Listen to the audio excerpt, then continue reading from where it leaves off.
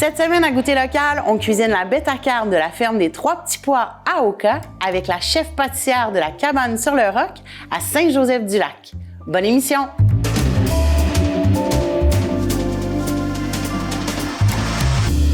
Je m'appelle Gabrielle Rivard-Heller, je suis chef pâtissière à la cabane sur le roc. J'ai grandi sur une terre agricole à Saint-Joseph-du-Lac. Mes parents avaient un verger. J'ai commencé ma carrière de pâtissière à Montréal, puis ensuite j'ai été à la cabane à sucre au Pied de Cochon à Saint-Benoît-de-Mirabel pendant plusieurs années.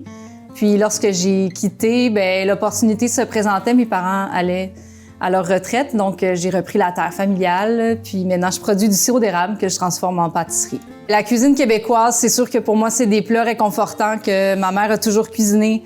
Donc on parle de pâté, de tourtière, de viande braisée, ça c'est des choses que j'aime beaucoup cuisiner moi-même. C'est sûr que avec l'entreprise qu'on possède, la cabane sur le roc, on vit vraiment au fil des saisons. On transforme les fruits à mesure qu'ils sortent des champs, donc ça nous force aussi dans notre vie personnelle à fonctionner de la même manière. Alors tout ce qui est local et frais, on aime beaucoup cuisiner.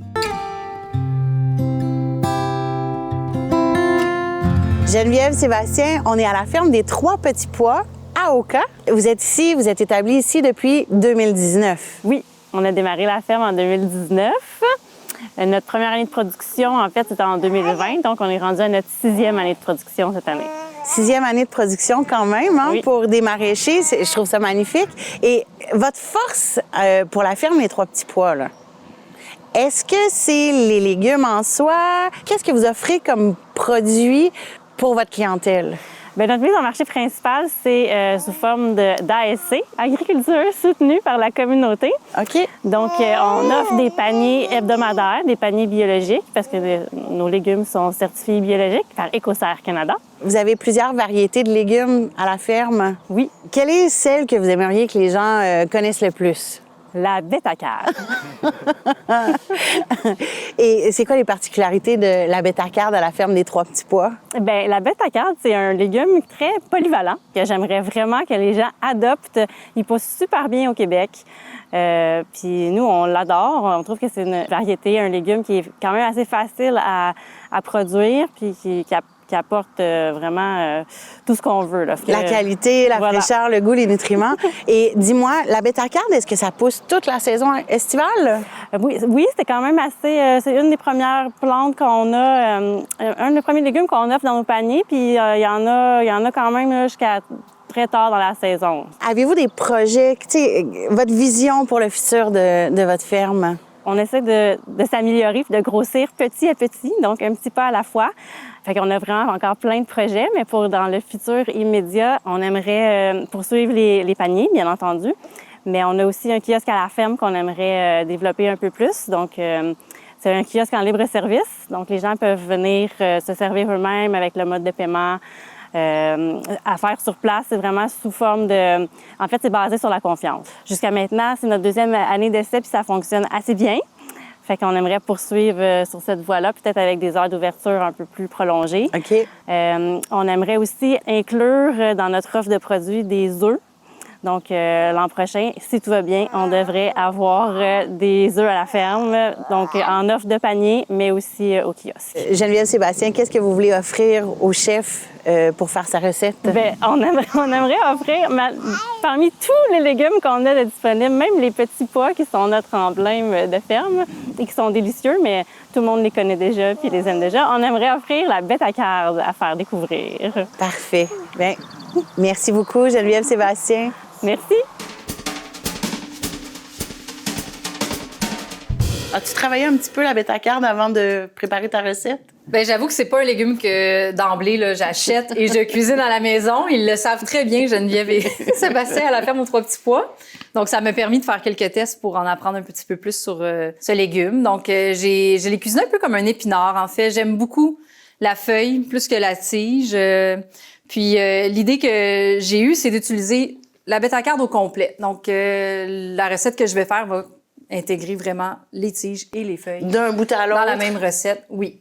Alors, la recette que je vais faire avec la bêta-carne, c'est un cake salé parce que, bon, je suis pâtissière, donc c'est quelque chose où j'étais plus à l'aise d'aller vers les gâteaux. Puis je trouve que c'est quelque chose qu'on cuisine pas souvent, le cake salé, qui est très versatile. On peut manger ça avec un potage, on peut amener ça dans un pique-nique. Puis ça va complètement utiliser la bêta-carbe qu'on a ici. Est-ce qu'on va faire la recette? Faisons-la. Allons-y.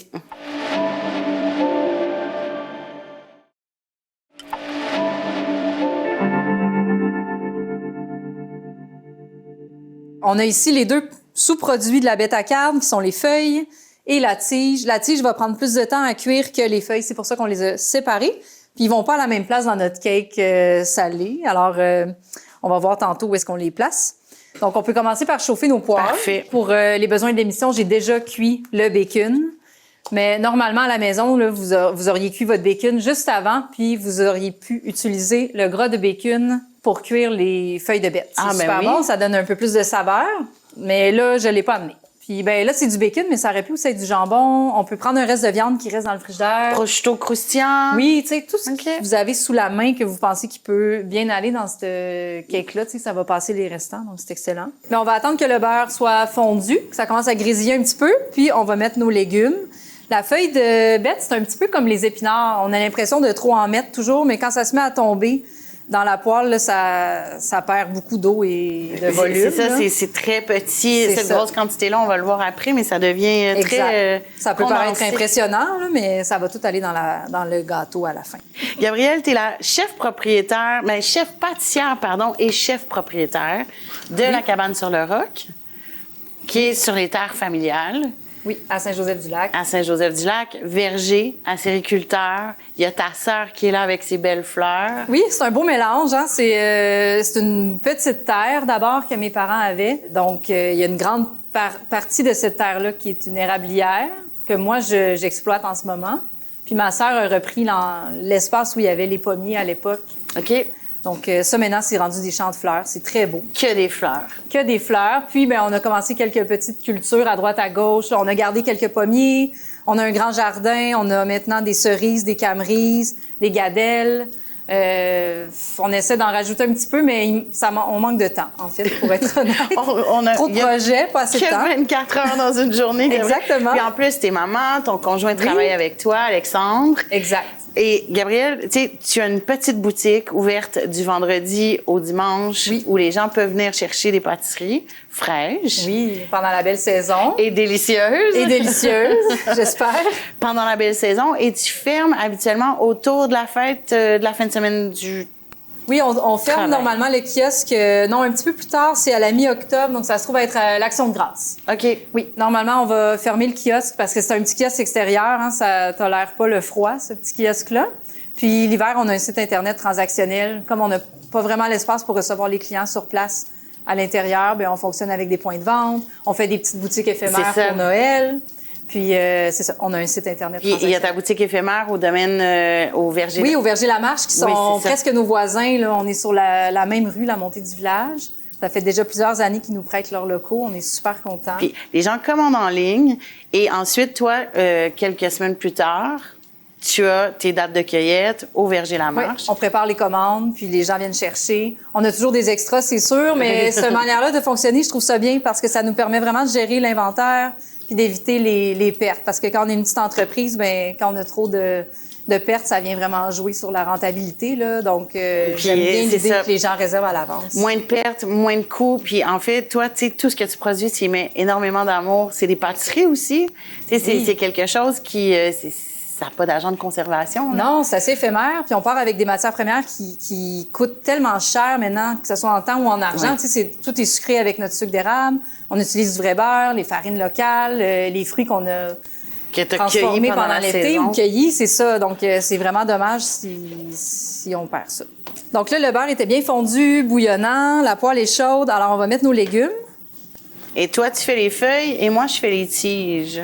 Exact. Ça devrait prendre une dizaine de minutes pour faire cuire les tiges. Ouais. On va les faire saisir à feu vif, mais ensuite, on va baisser le feu pour pas que ça caramélise trop. Les tiges ici, on va le laisser sans toucher.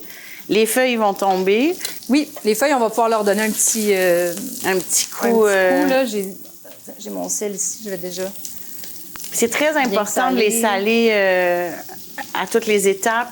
Oui, moi, j'aime bien saler à toutes les étapes. Puis d'ailleurs, il n'y a pas de sel dans le gâteau parce que je considérais qu'on en avait assez avec les légumes. Donc, d'où l'importance de bien les saler. Puis, bien, on a le bacon Ou si vous utilisez du jambon aussi qui est salé, bien, ça va ajouter le sel à la recette, naturellement. C'est ça. Si on rajoute du sel dans la recette en soi, là, ça va devenir trop salé. Le danger, c'est ça, c'est que ça soit trop salé. Donc, faites attention. Puis j'utilise du beurre non salé aussi. Dans la recette, on a une petite portion de beurre. Là, bien, comme tout bon pâtissier, c'est toujours du beurre non salé que j'utilise, oui. Gabrielle, si tu avais à cuisiner une chanson... Une chanson? Laquelle serait-elle? Mon Dieu, hey, là, faut que j'y parle. Ben là, vite de même, ça serait une chanson qui parle de nourriture. Je sais pas, moi, j'adore Joe Dassin, donc ça serait probablement... Petit pain au chocolat? Petit pain au chocolat, certainement. Oui. C'est ce qui va avec toi. Puis, tu sais, en fait, c'est ça, on veut pas te donner l'étiquette, mais tu es une très bonne pâtissière. Advenant, là, tu n'aurais pas grandi sur la terre familiale avec tes parents qui, ta mère, faisait des tartes. Oui. Si ça t'avait pas été donné dans la vie, est-ce que tu crois que tu aurais quand même été en cuisine? Je pense que oui, mais après, ça dépend. Je pense que l'environnement dans lequel on grandit, les valeurs que nos parents nous donnent, ça influence beaucoup qu'est-ce qu'on fait plus tard. En tout cas, moi, ça m'a fortement marqué. Là, je suis très ancrée dans la terre familiale. Puis il y avait beaucoup d'amour, les tartes de ta mère. Oui, puis c'est ça. Je viens d'une famille où est-ce qu'on mangeait tous les soirs ensemble. Ma mère cuisinait tous les repas. On n'achetait pas de choses à acheter, un grand jardin. Donc, c'est sûr que ça a influencé mon parcours ensuite. Là, oui. Là, on parle de produits locaux, Gabrielle, terroir laurentien, agriculture durable. On est plus dans l'optique écologique. Je sais que toi, à la ferme, c'est un peu comme ça que tu fonctionnes. Oui. Le moins de déchets possible. Oui. La terre, vous l'utilisez en son plein potentiel. Oui, ou presque. Ou presque, mais bon, il y a aussi le potentiel humain. Là, on peut... il y a que 24 heures dans une journée. Oui, effectivement. Où tu vois la place de la cuisine et les produits québécois dans l'avenir? On est tellement habitué de voir toutes sortes de produits à l'année disponibles sans trop se poser la question ça vient d'où, ou de quelle manière, ou de quel impact que ça a. Maintenant, on le voit, là, tu sais. Il y a les changements climatiques aussi qui viennent un peu chambouler la manière dont on voit l'agriculture aujourd'hui au Québec. Oui. Depuis les 50 dernières années, on s'est beaucoup basé sur des grandes cultures, des monocultures. On a un petit peu sorti, j'ai l'impression, les familles, les villages, des terres agricoles.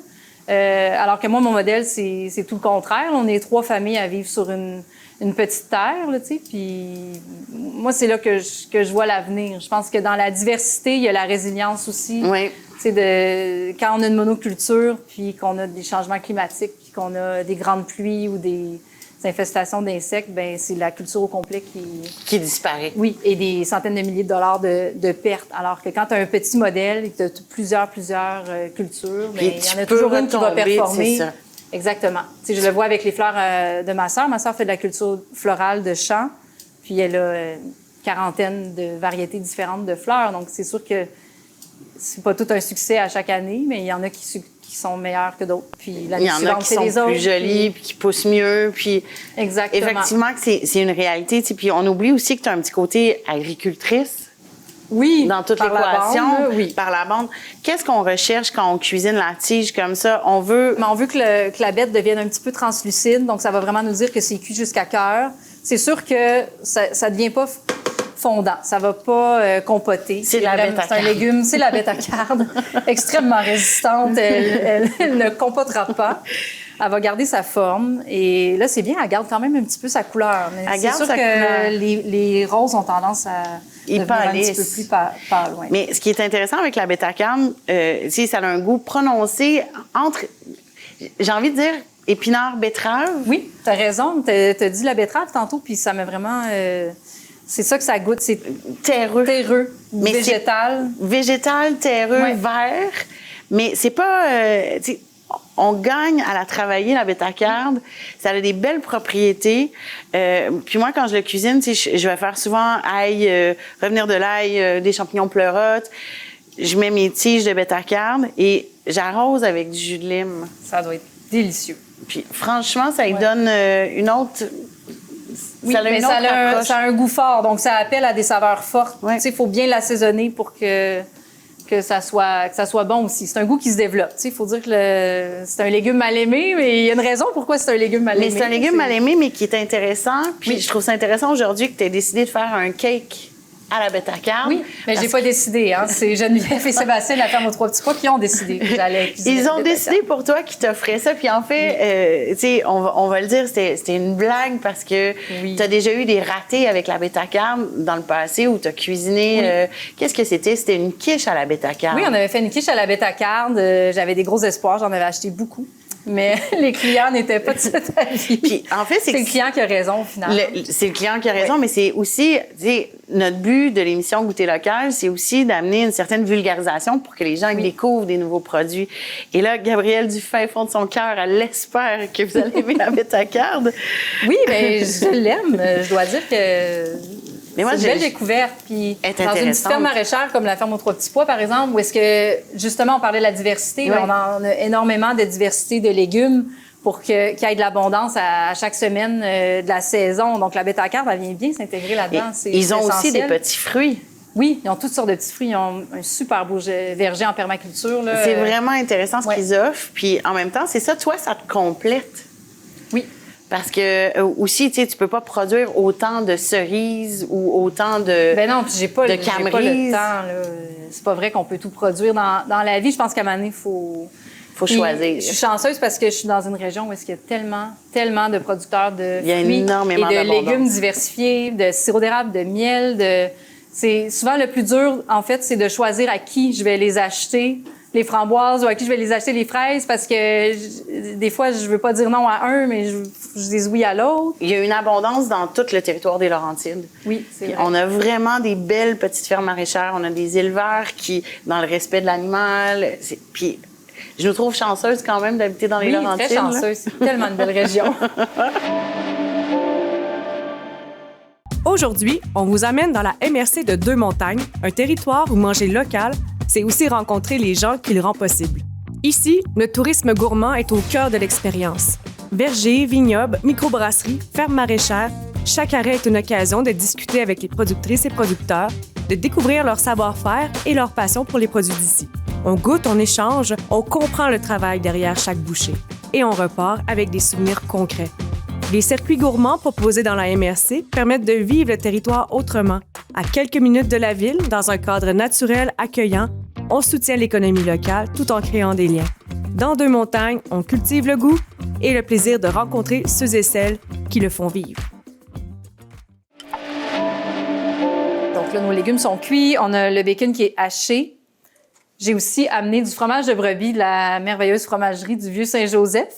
On a mélangé ça avec un petit peu de fines herbes, une pointe de sel. On aurait même pu mettre du citron là-dedans, ou de la lime, comme tu disais tantôt, la lime avec la bête. J'aime bien la lime, en fait. Je trouve qu'elle est moins... tu sais, le citron, il est très sûr. Très acide, Très oui. acide. Déjà, ça, c'est intense en goût. Ça peut être du feta aussi. Je l'ai essayé, le cake, avec du feta, et c'est délicieux. OK. Donc, mais là, faites attention au sel, parce que là, on rajoute du sel avec le feta. N'importe quel fromage. Ça pourrait être du boursin à l'épicerie. Et là, Gabrielle, on est à l'étape où on commence à verser les ingrédients secs dans le cul de poule. Non, on va commencer avec les ingrédients humides. OK. Les ingrédients secs, là, on a seulement de la farine et un agent levant qui est la poudre à pâte. OK. Donc, on a 250 grammes de farine avec 2 cuillères à thé de poudre à pâte. Ensuite, il y a une petite part de lait. On a du beurre fondu. Puis, on a 4 œufs. On a quand même une bonne quantité d'œufs pour la grosseur de cake. Alors, je vais commencer par casser les œufs. Et là, Gabrielle, pendant que toi, tu casses les œufs, moi, j'aimerais ça juste en parler 2 secondes. Parce qu'il y a une certaine fierté. Tu as sorti ton livre de recettes, qui est magnifique. Merci. Est-ce que tu veux nous en parler un petit peu? C'est les éditions Cardinal qui m'ont approché il y a plusieurs années pour faire le livre. Puis voilà, au printemps, c'était l'aboutissement de ça. Donc... Il y a une certaine fierté de sortir son livre de recettes. Moi, en tout cas, moi, j'étais Oui, quand vraiment même. fière. J'ai encore de la misère à le croire. C'est comme quelque chose qui est un petit peu...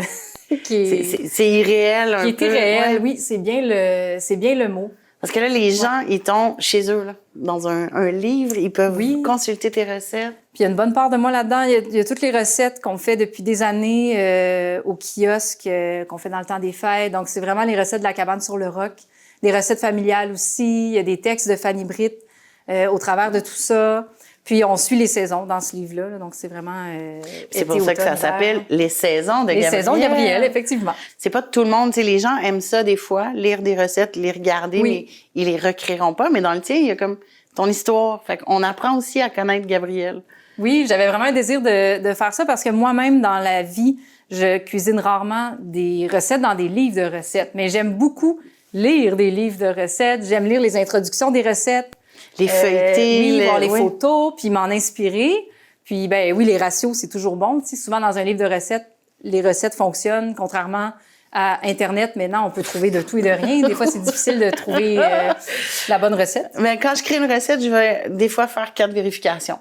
Oui. Je vais aller sur 4 sites différents pour m'assurer que les quantités sont toujours similaires. Mais je suis un peu comme toi. Puis je vais faire la synthèse à la fin. C'est puis ça. Je vais faire un peu ma propre recette au travers de C'est la ça. conclusion et voici comment on le fait. Oui. Je fais un premier essai-erreur. Si c'est concluant, ben là, sinon je réajuste puis Exact. on repart. Donc, on va fouetter les œufs. Là, pas besoin de les fouetter pendant 10 minutes, pas besoin d'une machine, là. On veut juste les liquéfier, en réalité. Alors, le lait, la petite quantité de lait. Ensuite, le beurre fondu. Chaud? Chaud. Quand on veut intégrer du beurre fondu à une recette, là, faut pas oublier que ça ici, c'est quand même frais ou froid à cause des œufs. Donc, si notre beurre est pas assez chaud, ben là, ça va faire des petites paillettes de gras, tu sais, qui vont se solidifier dans la recette. À moins d'avoir vraiment une grosse quantité de beurre, là, ça devient moins important. Mais ici, il est chaud. Je le sens, là. Je l'ai fait chauffer au micro-ondes simplement, ou on peut le faire chauffer sur le poêle. Ça pourrait même être de l'huile, hein. Ça fonctionnerait aussi, là, de l'huile d'olive ou de l'huile végétale. Moi, c'est parce que je suis en amour avec le beurre. Oui, mais toi, tu commandes énormément de beurre. Oui, c'est trop. Là, j'ai ajouté farine, poudre à pâte. J'ai donné un coup de fouet pour homogénéiser tout ça, mais j'ai pas trop fouetté parce qu'on veut pas trop travailler le gluten dans la pâte. Puis en plus, on vient ajouter d'autres ingrédients, donc on va continuer de brasser. On va ajouter les feuilles. Les feuilles en premier, mais pas les ça, on tiges. garde pour la fin. Ça, c'est vraiment pour le petit décor de la fin. Ensuite, j'ai le bacon que j'ai haché grossièrement. Et je reviens, Gabrielle, sur le commentaire que tu viens de dire. On fouette pas trop parce que on veut pas trop activer le gluten. Exact. Parce que là, ce qu'on fait, c'est pas un pain. On veut pas donner trop de force à notre pâte. Donc, c'est sûr que si je fouette pendant 10 minutes, ben là, ça va donner quelque chose d'un petit peu plus coriace là, au niveau de la texture. Quand tu dis coriace, c'est plus compact? Oui, plus compact, plus élastique là, quand on mange, parce qu'on va avoir travaillé le gluten dans la pâte. Fait que trop le travailler, c'est comme... C'est ça. C'est pas ça qu'on veut. Oui, tout ce qui est pâte à gâteau, pâte à muffin, pâte à cake, ben faut le travailler un petit peu, c'est sûr, parce qu'il faut homogénéiser tout ça, mais il faut pas non plus laisser battre pendant des minutes et des minutes. On n'oublie pas ça dans parce le qu'on peut le faire aussi, c'est ça, au batteur sur socle. Oui, certainement. Batteur sur socle avec la palette ou la feuille, comme on dit, là, basse vitesse, ça fonctionne très bien. On dirait à peu près 5 minutes? Moins que ça. On dirait 2 minutes. OK. Maximum. Parfait. Puis tu sais, je trouve ça important parce qu'on veut que les gens recréent les recettes. Ben oui, puis c'est une recette simple à faire, là. Un cul de poule, c'est fait. Bon, 2 poêles, là, c'est sûr. 2 poêles. c'est pas une recette qui exige beaucoup de vaisselle. Et là, ben, c'est ça. Là, c'est le fromage frais de brebis. On aurait pu émietter des gros morceaux de feta. Ouais. Le feta, c'est assez ferme, là, ça va bien se tenir. Le fromage de brebis, ben, il faut le faire un petit peu à la cuillère. Ça correspond à peu près à 100 grammes parce qu'ici, j'avais 200 grammes, là, donc c'est comme la moitié. Après, si vous aimez le fromage, il n'y a pas de limite, là. Ça, on peut en mettre, c'est ça, on peut en mettre... Ben oui, c'est tellement bon. Là, je vais venir plier, mais je veux pas qu'il se dissolve dans la pâte, là. Je veux qu'il reste encore des chunks de fromage. En bon français. En bon français, des gros morceaux. Mais puis c'est ça, plier, ça veut dire qu'on prend la maryse et on fait juste rabattre. C'est ça. On part du centre, on vient chercher la pâte et on la replie sur elle-même, puis on pivote le bol en même temps. Donc ça serait vraiment pour incorporer doucement un ingrédient dans un appareil. Et là, moule chemisé. Bon, c'est un petit peu rébarbatif. J'aime parce que t'as les bons termes, un moule chemisé. Oui, j'aime ce mot-là, chemisé. À défaut de pas avoir de chemise moi-même. Puis, ben, grande finale, on va terminer avec les petites bêtes. Donc, ça va faire un peu... ça va griller au four, puis ça va faire comme des petits morceaux de bacon. Ça va être à s'y méprendre. Ça donne un gâteau. Voilà. Puis là, on a préchauffé à 350. Donc, j'ouvre et tu enfournes. Oui, allons-y. Grille du milieu, toujours. Combien de temps? Pendant environ 1 heure à 1 heure et quart. Moi, je l'ai cuit, j'ai fait mon test à la maison hier soir. Ça a pris 1 heure et quart dans un four conventionnel de maison. 45 minutes à peu près pour vérifier? Oui, autour de 45 minutes, on peut commencer à vérifier, puis on rajoute 5 minutes à 10 minutes de plus si ça manque de cuisson. Puis ça, c'est grosso modo, c'est notre recette. C'est tout. Alors, maintenant, il va nous rester à attendre la cuisson. Puis après ça, on... Faire la vaisselle, puis après, on déguste.